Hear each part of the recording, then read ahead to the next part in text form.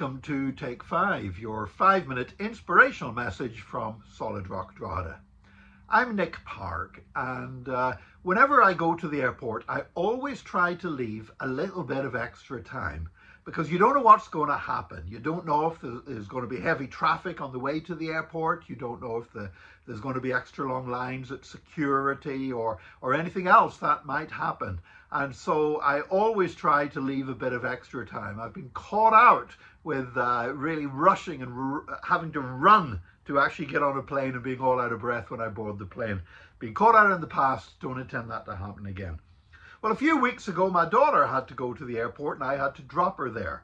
And it was a morning flight, so we had to leave early in the morning.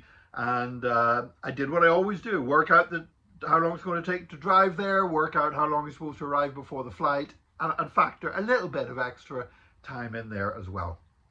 Well, as we were on our way, we were still quite a few miles from Dublin whenever the traffic began to build up until it came almost to a halt. It was still moving, but it was moving very slowly.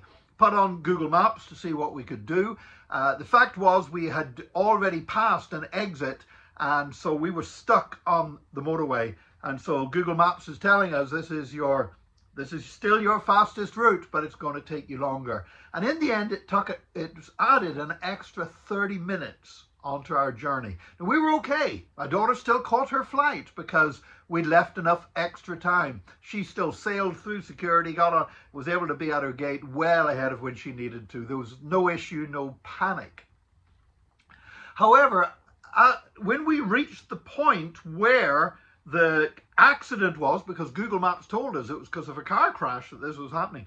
When we reached the point where the car crash was supposed to be, and where the red line on Google Maps stopped, indicating where the real congestion was, there was no accident.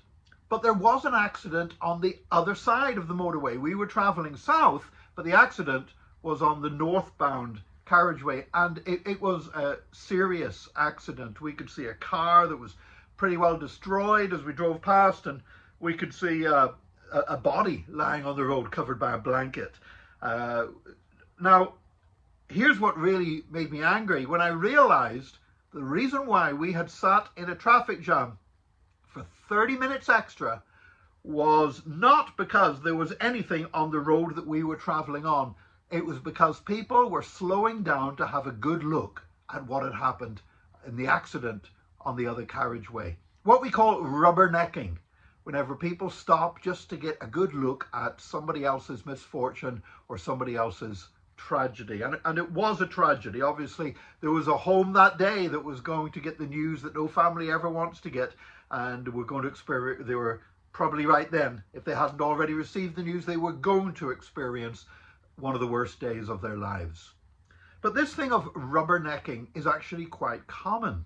That whenever people see something happening, they slow down to look at it. Sometimes people slow down to look at an accident on the other side of the road, and they end up running into somebody else and causing an accident on their side of the road because their attention is so distracted.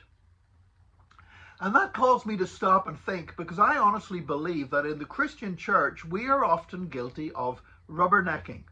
That we take our eyes off the road. We take our eyes off at the task that the Lord has set for us, and we get caught up in what somebody else has done wrong or somebody else's tragedy. You know, as Christians, we're often so great at pointing fingers at the world, at declaring how sinful the world is, declaring how sinful the entertainment industry is, declaring how sinful politicians are, declaring how sinful all drugs dealers and all different kinds of people are.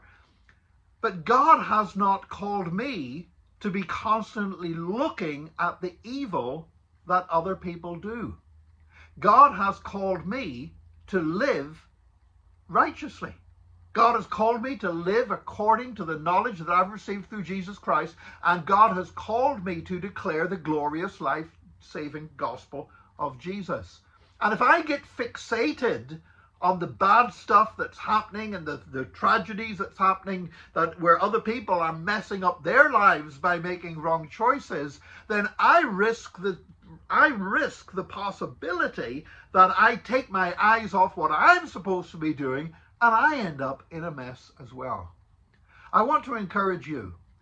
We live in a world where there's a lot going on around us. Sometimes it's stuff that's stupid and sometimes it's stuff that's very unpleasant. We have an answer, and that answer is Jesus Christ. But if we are constantly fixated on what other people are doing wrong, then we will not be concentrating on what we need to do right to share with people the good news of Jesus Christ. My prayer for you and me today is that God will help us to keep our eyes fixed on our high calling in Jesus Christ. We will do what God has called us to do, and we will do it well. We're not going to take time to be distracted by rubbernecking, but we are going to keep presenting that which is the answer to all the world's problems. God bless you today. Join us again tomorrow for another Take 5, your 5-minute inspirational message from Solid Rock Drogheda.